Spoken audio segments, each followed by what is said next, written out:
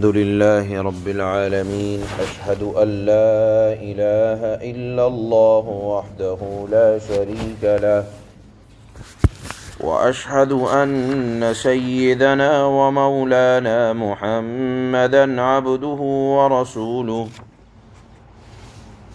أما بعد فأعوذ بالله من الشيطان الرجيم بسم اللہ الرحمن الرحیم لقد كان لسبإ في مسكنهم آية جنتان عن يمين وشمال كلوا من رزق ربكم واشكروا له بلدة طيبة ورب غفور فأعرضوا فأرسلنا عليهم سيل العرم وبدلناهم بجنتيهم جنتين ذواتي أكل خمط وأثل وشيء من سدر قليل ذلك جزيناهم بما كفروا وهل نجازي إلا الكفور صدق الله مولانا العلي العظيم۔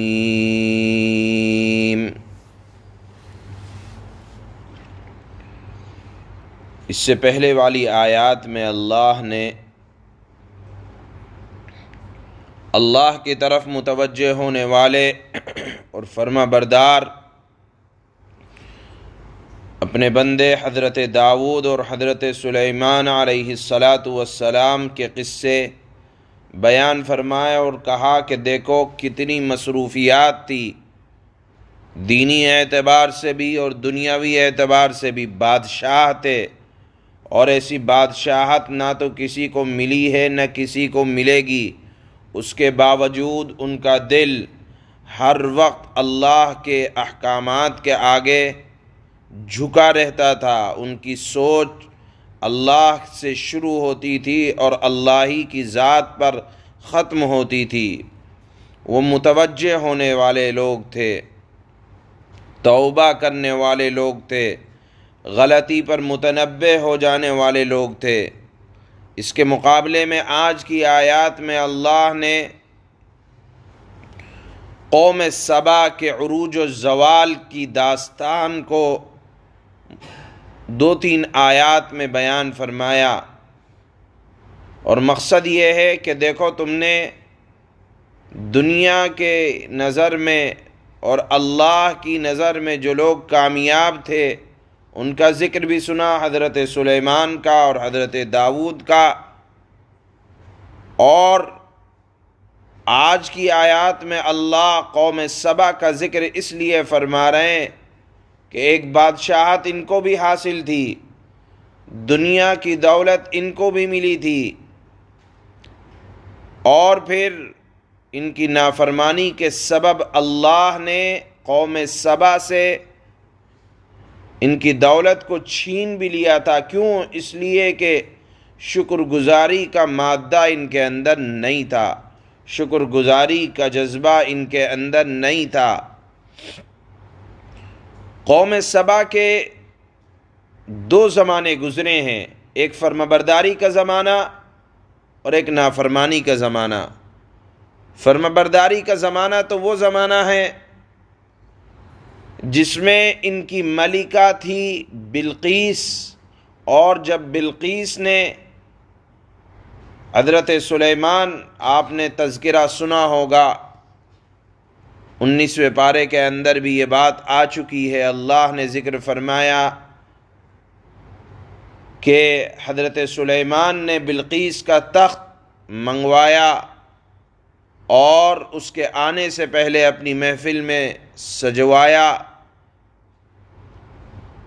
وہ انتہائی شاندار اس کا تخت تھا۔ حضرت سلیمان علیہ السلام کے دربار میں ملکہ بلقیس آئیں اور انہوں نے اپنے ایمان کا اظہار کیا، اور پوری برادری نے اور پوری قوم نے ایمان کو قبول کیا، تو وہ قوم سبا تھی۔ جب ایمان قبول کیا تو اللہ کی طرف سے بھی ان کے لیے انعامات اور اکرامات کے دروازے کھلے۔ روایات میں آتا ہے کہ قوم سبا جہاں آباد تھی، اور یہ قوم سبا کا معاملہ اہل کفار مکہ کے درمیان انتہائی مشہور تھا۔ کیوں مشہور تھا؟ اس لیے کہ یہ ایک تاجر قوم تھی، قوم سبا، اور ان کا جائے مسکن آج جہاں یمن آباد ہے، ان کی حکومت اور ان کی سلطنت اور ان کی رہائش آج کے زمانے کے یمن کے جنوب کے حصے میں قوم سبا آباد تھی۔ اور عرب کی زمین چونکہ ایسی نہیں ہے کہ وہاں دریا ہوں، بلکہ ریتیلی زمین ہے، لیکن قوم سبا نے اپنی رہائش کے لیے ایسا انتظام کیا کہ بارش کا جو پانی برستا تھا اس کے لیے باندھ کا انتظام کیا، اور وہ پانی کو محفوظ کرتے تھے، اور پورے شہروں میں اس پانی کو ایک بہترین نظام کے ساتھ پہنچایا کرتے تھے۔ ان کی کھیتی باڑی جو سیراب ہوتی تھی، وہ بارش کے پانی کو جو محفوظ کرتے تھے باندھ میں، اس سے وہ لوگ سیراب ہوتے تھے۔ اور اللہ نے ان کے ہاں یا ان کی زمین کے اندر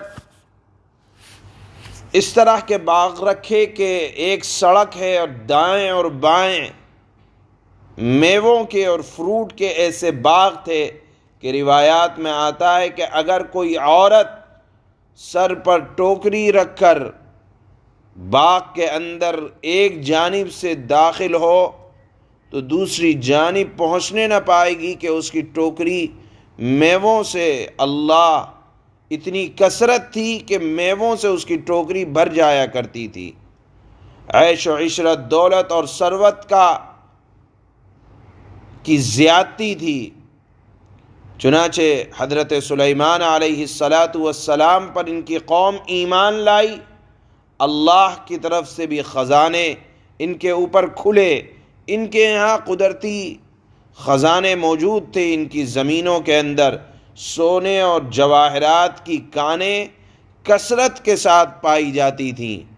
یمن کا علاقہ خوشبودار اشیاء کی پیداوار بھی وہاں بہت زیادہ تھی۔ لکھا ہے کہ دار چینی کی لکڑی بہت زیادہ ایک زمانے میں یمن کے علاقے میں ہوتی تھی۔ اسی طرح عود کی لکڑی کے باغات یمن میں بہت زیادہ پائے جاتے تھے۔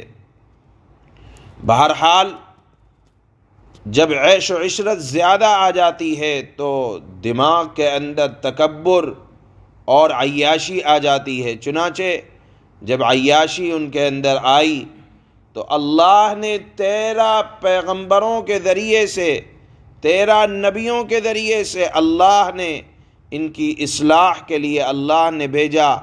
اور اپنی عادت کے مطابق جب کسی کے اندر عیش و عشرت آتی ہے، تکبر آتا ہے، ہدایت کے راستوں سے بھٹکنا آتا ہے، تو اللہ کی عادت یہ ہے کہ پکڑ ایک دم نہیں آتی، اللہ نے مہلت دی۔ حتیٰ کہ روایات میں آتا ہے کہ 13 نبی آئے ان کو سمجھانے کے لیے، بالآخر انہوں نے توجہ نہ کی اور اپنی موجودہ عیش و عشرت کو ہمیشہ رہنے والی وراثت سمجھ کر شرک و کفر کے اندر مبتلا رہے۔ بالآخر قانون قدرت جو اللہ کا قانون ہے کہ مہلت دیتے رہتے ہیں، اور پھر جب پکڑ آئی تو ایسی پکڑ آئی کہ اللہ نے ان پر 2 قسم کے عذاب کو مسلط کیا۔ پہلا قسم کا عذاب یہ تھا جو یہاں آج اللہ ذکر فرما رہے ہیں کہ ان کے باغات جو جنت نما تھے، اللہ نے ان باغات کو جنگلی بیری کے سلسلے میں یا جنگلی بیری اور خاردار جھاڑی کی شکل میں اللہ نے ان کے باغات کو، یا یہ کہا جائے کہ کھنڈر کی شکل میں اللہ نے ان کے باغات کو بنا دیا، اور وہی پھل جو کسی زمانے میں خوش ذائقہ تھے اللہ نے اس کو بدمزہ کر دیا۔ اسی طرح جس پانی کو یہ لوگ باندھ کے اندر حفاظت کے ساتھ رکھا کرتے تھے، اور جن باندھوں پر ان کو بڑا ناز تھا، اللہ نے اچانک اس کا پانی زبردست سیلاب بنا کر پوری زمین میں پھیلا دیا، اور جس پانی سے وہ اپنے باغ کو سیراب کیا کرتے تھے اللہ پاک نے اسی پانی کو ان کے باغ کے ہلاک کرنے کا سبب بنا دیا۔ یہ لوگ اسی پانی سے ہلاک بھی ہوئے اور ان کے باغات بھی ہلاک ہوئے۔ اسی مضمون کو اللہ نے آج کی ان آیات میں بیان فرمایا، اور فرمایا کہ دیکھو تم نے فرمانبرداروں کے حالات بھی سنے، حضرت سلیمان کی بادشاہت بھی سنی، حضرت داؤد کے بارے میں بھی سنا۔ ان کی خصوصیت یہ تھی کہ وہ اللہ کی نعمتوں پر شکر گزار بنتے تھے، اور دیکھو ایک حکومت قوم سبا کی بھی تھی، اللہ نے ان کو بھی بے انتہا خوبیوں سے نوازا تھا، لیکن فرق یہ تھا کہ ان کے اندر شکر گزاری نہیں تھی۔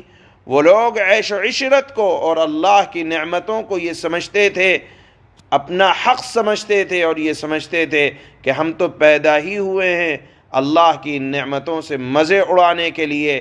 لہذا جب عیش و عشرت اپنی انتہا کو پہنچی اور اللہ کی طرف سے ڈھیل کا وقت بند ہوا تو عذاب آیا، اور وہ عذاب ان کے باغات کی تباہی کا سبب بنا۔ اس مضمون کو اللہ نے آج کی آیات میں بیان فرمایا، اور مقصد یہ ہے کہ اللہ نے جو دائمی جو نعمتیں عطا فرمائی ہیں ان پر شکر ادا کیا جائے، اور چاہے نعمت جتنی زیادہ ہوں یہ سمجھنا چاہیے کہ یہ اللہ کی طرف سے انعام ہے، اور ہر وقت اپنی زبان کو اور اپنے دل کو اللہ کی یاد کی طرف متوجہ رکھنا چاہیے، تو ان نعمتوں کے اندر بڑھوتری ہوتی ہے۔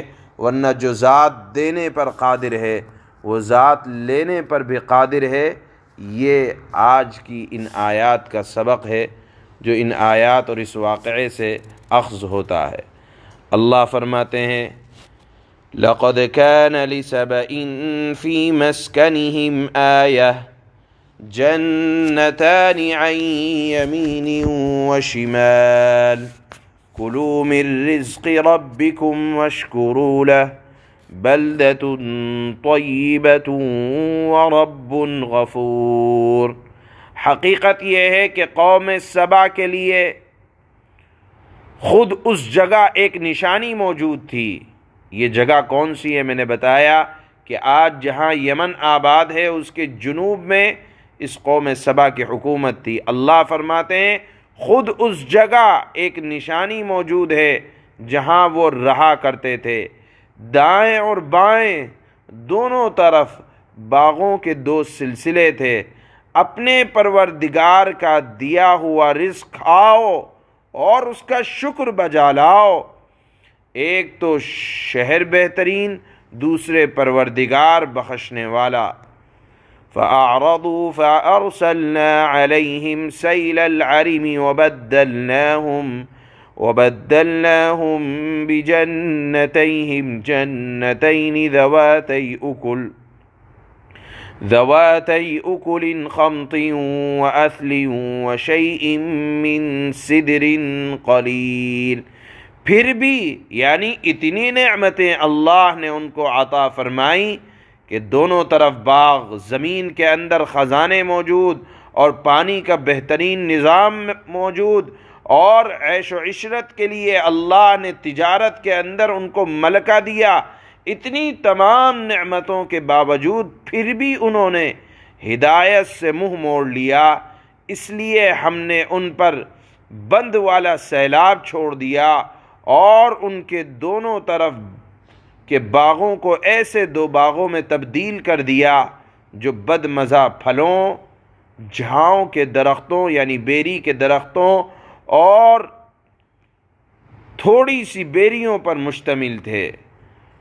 ذَلِكَ جَزَيْنَاهُمْ بِمَا كَفَرُوا وَهَلْ نُجَازِي إِلَّا الْكَفُورَ، یہ سزا یعنی نعمتوں کے بعد یہ سزا ہم نے ان کو اس لیے دی کہ انہوں نے ناشکری کی روش اختیار کی تھی، اور ایسی سزا ہم کسی اور کو نہیں بلکہ بڑے بڑے ناشکروں کو ہی دیا کرتے ہیں۔